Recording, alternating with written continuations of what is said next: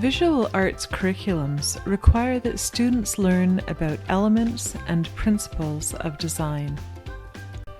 Starting in grade 1, students learn that elements of design are the basic building blocks of artwork. They are shapes, forms, colors, lines, textures, and space. Elements of design are to artwork as the alphabet is to the written language. The alphabet can spell any word. With elements of design, we can create any work of art. We can use words to write stories, poems, essays, lists, and more. Students learn to use elements and principles of design at all stages of the creative process. It is important for students to consider the elements and principles of design as they explore artwork created by others, experiment with media and techniques, plan their artwork, create their artwork, and reflect on the creative process. Developing knowledge of elements and principles of design, together with appropriate vocabulary, will help students as they move from one stage of the creative process to another. Let's take a closer look at principles of design. We can use an illustration to understand how artists use principles of design. We can enjoy potatoes by baking them, mashing them, or frying them. Therefore, baking, mashing, and frying are methods that can be applied to raw potatoes so that we can use them more effectively. Similarly, principles of design are methods or guidelines for using elements of design. The principles of design are balance, emphasis, rhythm, unity, harmony, movement, variety, and proportion.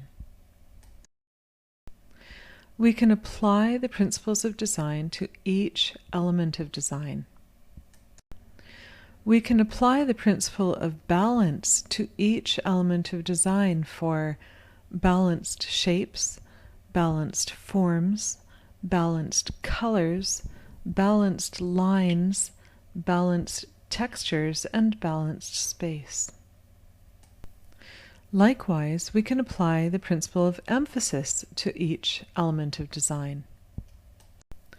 We can apply rhythm, unity, harmony, movement, variety, and proportion to each of the elements of design. Balance is a principle of design. A feeling of balance results when the elements of design are arranged to create the impression of equality in weight or importance. In The Last Supper by Leonardo da Vinci, the artist has used the principle of balance by creating a symmetrical composition. The background architecture of the painting is symmetrical, with the figures placed symmetrically within it. This is known as formal or symmetrical balance. The artist used balance to create a stable, confident feeling. In Absinthe by Edgar Degas, the artist achieves informal or asymmetrical balance. The painting is divided by a diagonal line. Elements placed in the top right area of the painting create a top-heavy, unsteady feeling. The artist has deliberately created an unbalanced feeling that extends to the subject, the seated woman. The feeling created is not stable and confident like the feeling created in The Last Supper. Emphasis is a principle of design. Emphasis can be defined as the special attention or importance given to one part or element in a work of art. Emphasis can be achieved through placement, contrast, size, or other methods. In the creation of Adam by Michelangelo, the viewer's eyes move along the outstretched arms of the figures to the point where the fingers almost touch. The uncluttered background around this area ensures that the viewer's attention is strongly focused on this point, also known as a stress point. Therefore, Michelangelo has achieved emphasis through the placement of objects in his painting. In School of Athens by Raphael, the artist draws the viewer's attention to the central figures that have been placed symmetrically within the architectural features of the painting.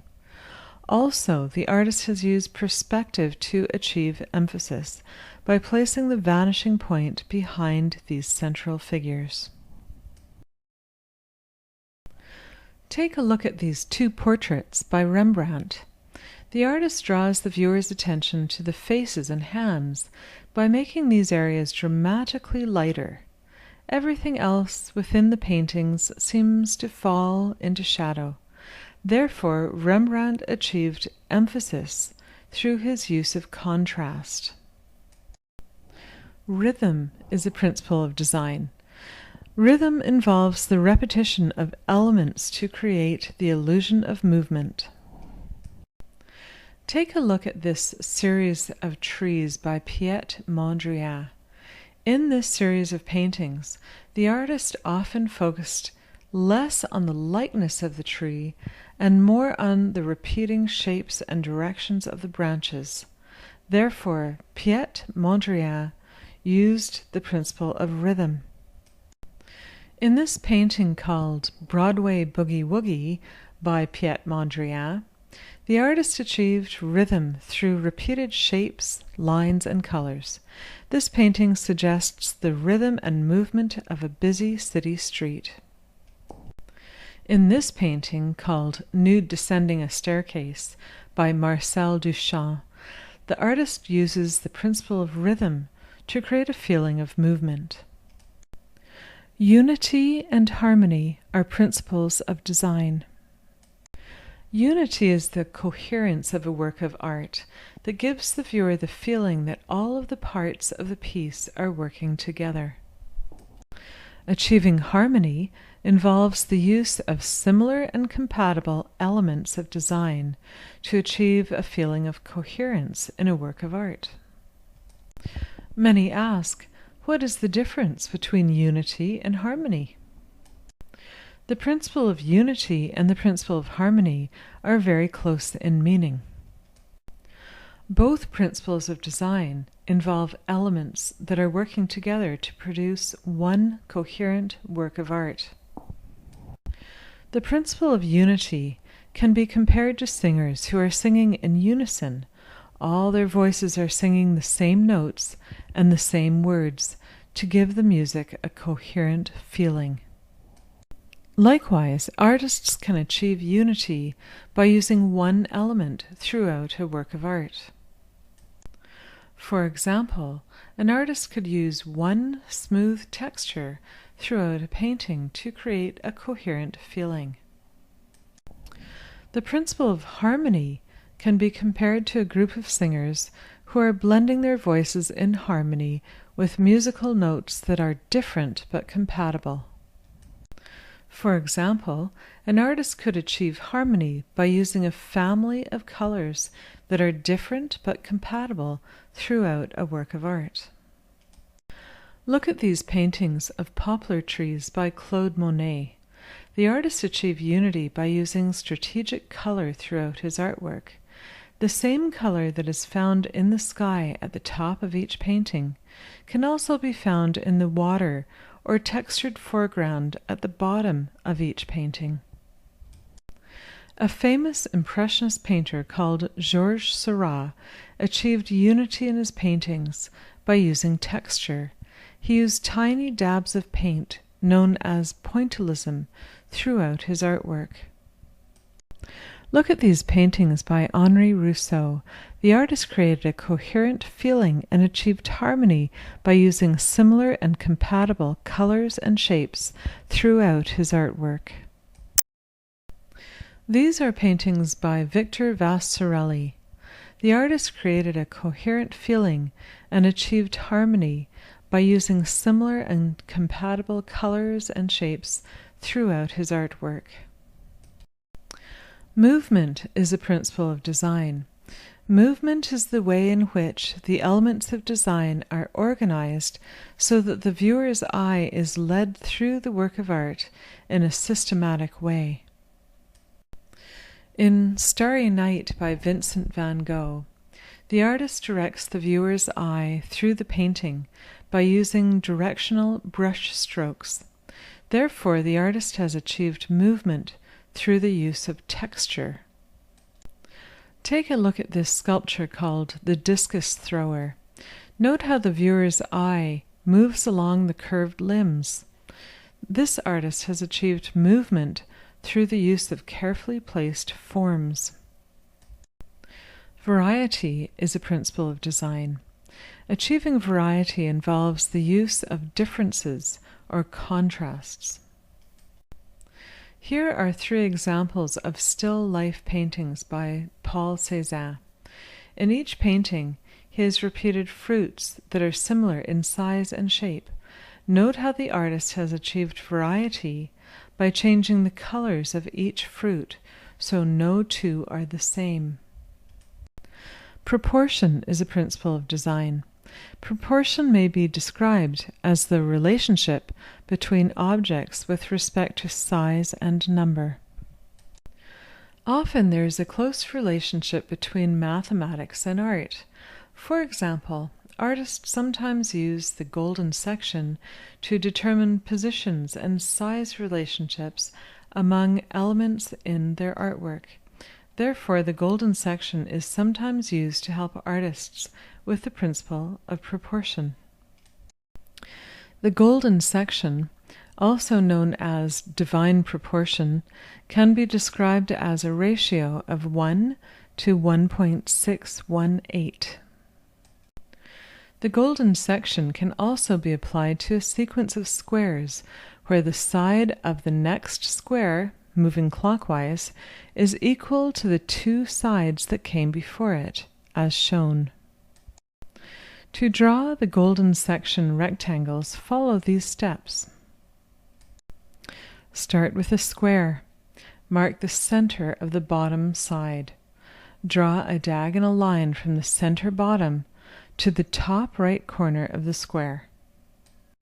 Using the bottom center as the point of rotation and the length of the diagonal line as the radius, draw an arc as shown.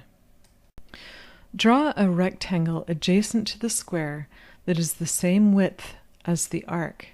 The proportion of the square to the rectangle is the golden section, 1.618 to 1. The size of the square plus the new adjacent rectangle is the same proportion as the new rectangle. Now, divide the rectangle portion into a square plus a rectangle as shown. The proportions will remain constant. One can continue to repeat this pattern. To draw a spiral, draw a quarter circle arc from the corner of the square as shown. One can continue this pattern. Divine proportion can be found frequently in nature, from the spiral shape of a galaxy to a strand of DNA. Divine proportion can be found in snail shells, pine cones, flower petals, and much more. The Parthenon in Athens, Greece, is famous for its pleasing proportions. The architects used the golden section extensively. Architects and artists have found inspiration from nature and mathematics and have used divine proportion in their artwork. A thorough understanding of the elements and principles of design will equip students to create a broader range of artwork and will help students to appreciate and comment on an extensive range of artwork created by others.